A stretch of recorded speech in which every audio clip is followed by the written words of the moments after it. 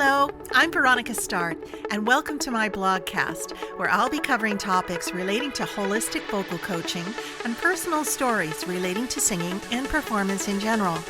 You can find me on Facebook and Instagram by searching @SoulSingerCoach, and don't forget to check out my online course, Sing with Soul in 7 Weeks, on my website, soulsingercoach.com.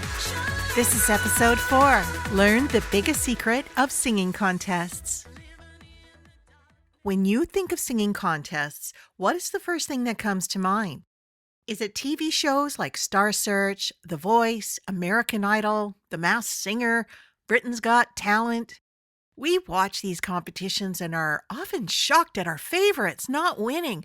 We become emotionally invested in their stories, get overwhelmed by the exceptional talent on display, and it gives us cause to wonder if this is something that we could ever have the nerve to do ourselves. On this blogcast, you are going to learn the biggest secret of singing contests. I got my first experiences in the arts through contests in school. When I was growing up, before the internet and Coachella, there were competitions in schools called music festivals, and I believe there still are, but they're probably called something different, where kids and choirs would compete with the performances of poetry reading, acting, and music, etc.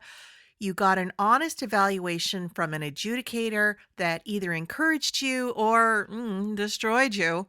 If you won, you got a certificate or a medal, and then you earned a place in the regional or provincial competitions. All of this was supported by your drama teacher or your music teacher and, hopefully your parents. These educational contests still happen for those involved in academia and serious classical or jazz pursuits, but for pop singers, we tend to look at the commercial aspects of singing contests. When I was 18 years old, I entered a Star Search type contest at my hometown bar and also entered a radio demo contest. To my surprise, I won both of these contests that year, and wow, that really gave me a lot of encouragement and validation. Later, when I moved to Vancouver and started to get into a bigger pond, I began going to karaoke nights at restaurants. One Japanese restaurant held a karaoke contest where you could win a trip to Japan and other delights. I think there was like $1,000 prize. I was really stoked as I always had a good reception at this restaurant. When I entered the contest, the manager took me aside and asked me if I was a professional. I was really flattered, but I said no. He then asked me again, and again I said no. I'd never been paid for singing other than winning contests. He then allowed me to enter the contest, and subsequently, there was a sound check rehearsal. When I arrived at the 500-seat capacity theater, I was led to a dressing room area with the other contestants. At no point were we allowed to watch other singers go on stage for their sound and light check. When it came to my turn, I went out and I was blinded by the lights. They gave me this wireless microphone, and it was the first time I ever used one.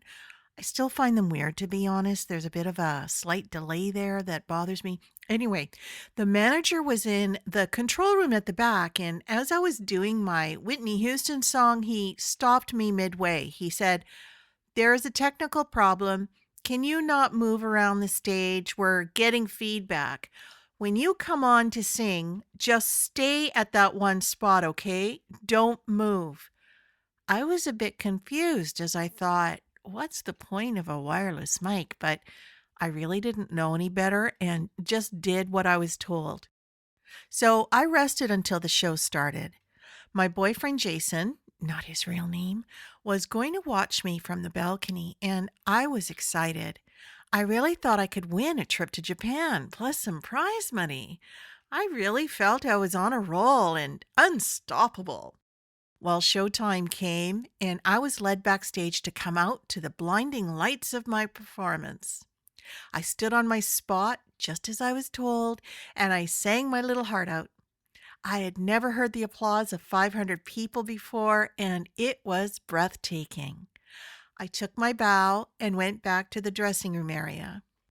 Finally, time came to announce the winners, and we were all lined up on stage to await our fate. Much to my dismay, I only came in fourth place and received a special mention, though, along with a watch. The first prize went to a grandmother in a kimono who sang a traditional Japanese song. The crowd went wild, and the Japanese restaurant manager made a huge fuss over sending Mama-san to Japan, then introduced her to do an encore of her performance.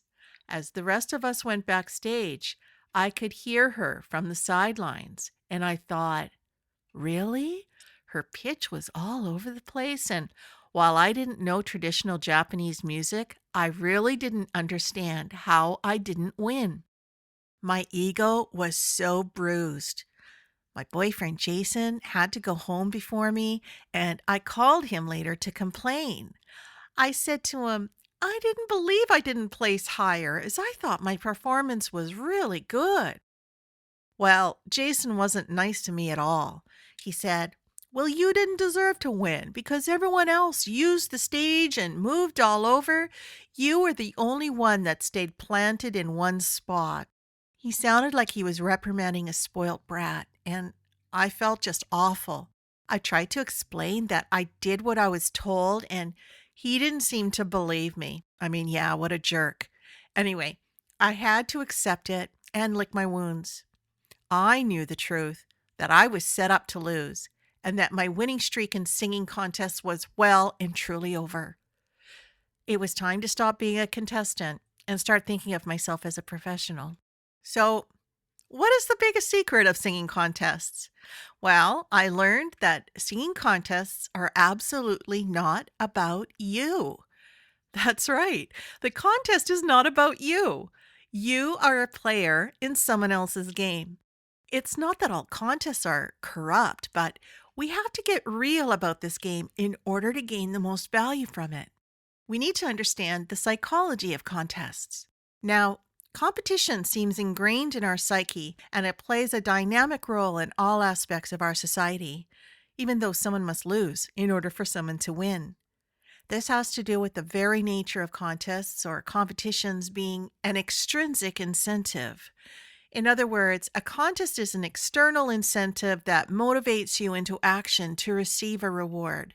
The opposite of extrinsic incentive is an intrinsic one, meaning that one is motivated to do something because we feel it's the right thing to do. We get that oxytocin neurotransmitter giving us a feel-good factor.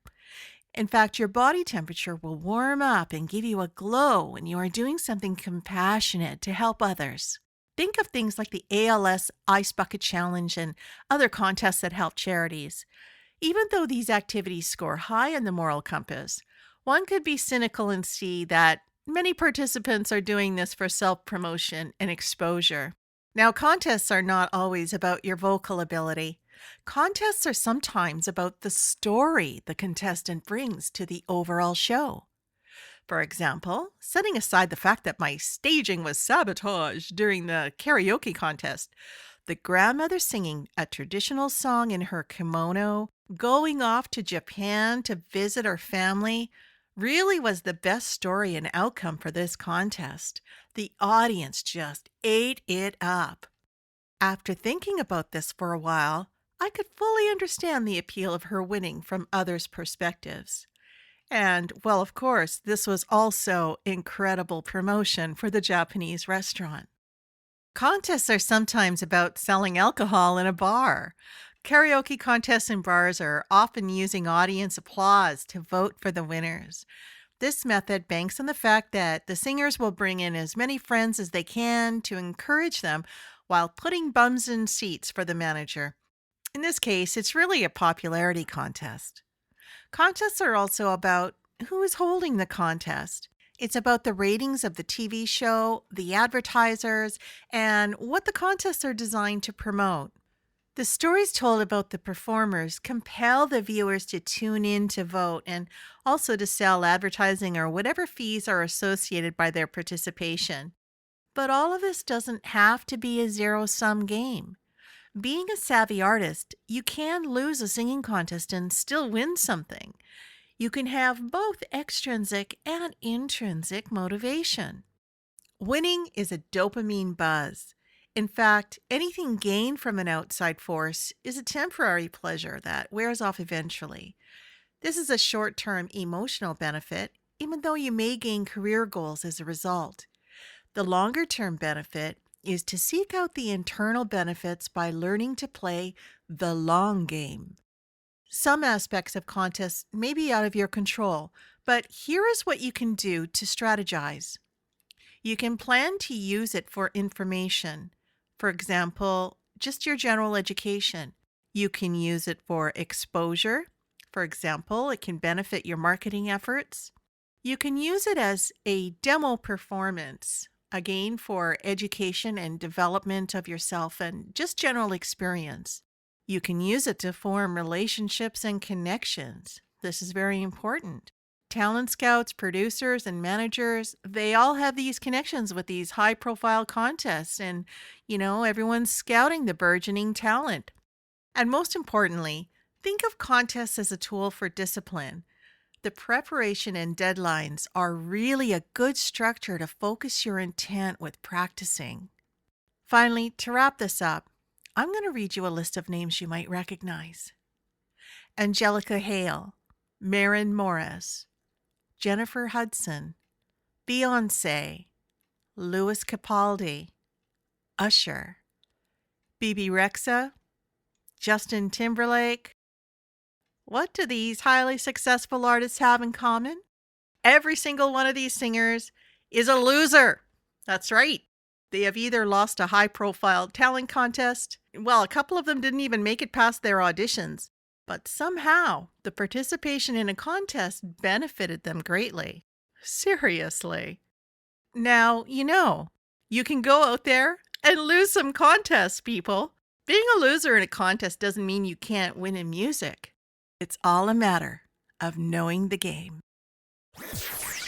You've been listening to Veronica Start's Blogcast. Please subscribe, click the bell for updates, and if you're so inclined, I'd love to hear your thoughts on this topic in the comments, or you can send an email to veronica@soulsingercoach.com. Remember, life is hard. Sing anyway.